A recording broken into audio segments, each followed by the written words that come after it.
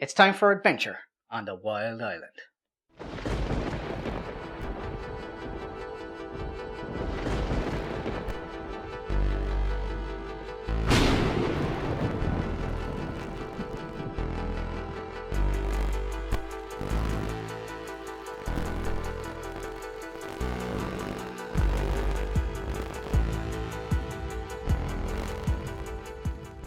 Hello, I'm Eric and welcome to the Lucky Roll, an eclectic channel for eclectic games. Today I'm looking at the game My Father's Dragon Wild Island, designed by Maja Milovic and published by Value Add Games, who kindly sent us this game for review. This particular game is based on a Netflix movie, My Father's Dragon, which itself is also based on a book of the same name.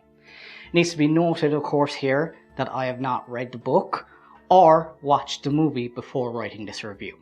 But I do have fondness for Cartoon Saloon, as they're an Irish animation studio who made this movie, and they've done other wonderful Oscar nominated movies like Secret of Kells or Song of the Sea. Now, let's get cracking with the review, shall we? My Father's Dragon Wild Island is a family weight or child friendly difficulty board game. Each player will see themselves in the shoes of Elmer and Boris the Dragon, who are the main characters of the movie. The island, which you see in front of me, is sinking and shaking and changing shape all the time. And it's up to Elmer and Boris to save the island by moving around and visiting different animals and finding the right energy source. Now, the first one to do all four of their four is the winner of this game. The island consists of 16 tiles randomly placed in a 4x4 grid, with a minor exception, of course, for the corner start tiles. The majority of this game sees you moving around the island by rolling dice and going along its paths to reach your objectives. At the start of every turn from the second round on, the island will start to shake and you'll have to move the tiles, but only in the direction of the arrows located around the board. There are multiple icons on the tiles, most of which are designed to get you somewhere faster. There's the caves that are interconnected, so you can move from one to the other. There's the fly icon, which allows Boris to briefly take flight to an adjacent tile, but not diagonally, so be careful with that. And then there is the courage icon, which gives you a courage tile that helps you in some sort of way. Most of them need to be used immediately, which have a blue background, while the others have an orangish background and can be saved in Elmer's backpack to be used later. You can only have 2 things in your backpack at a time. The objective tiles each player has are in the shape of a jigsaw puzzle piece.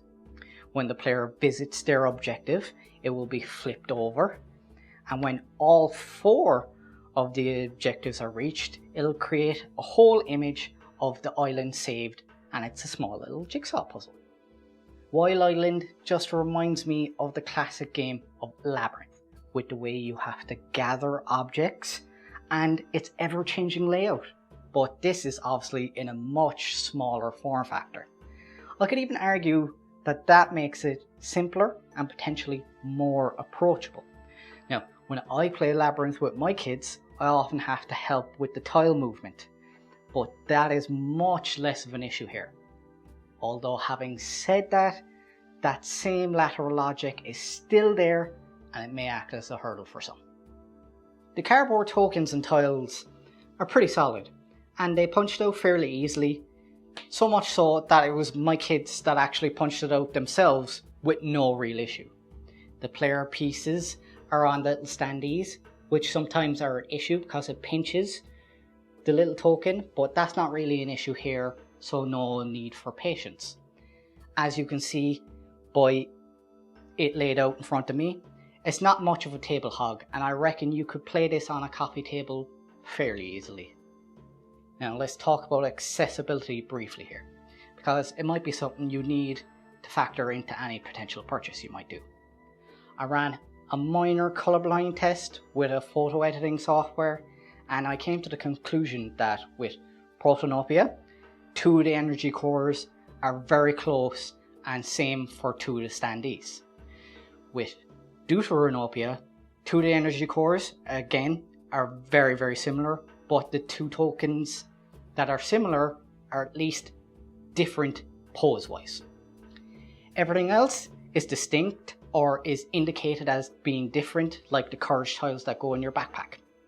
In terms of dexterity, if you have trouble pinching or grasping objects, you could push your token around, but I think you might need help picking up the tiles.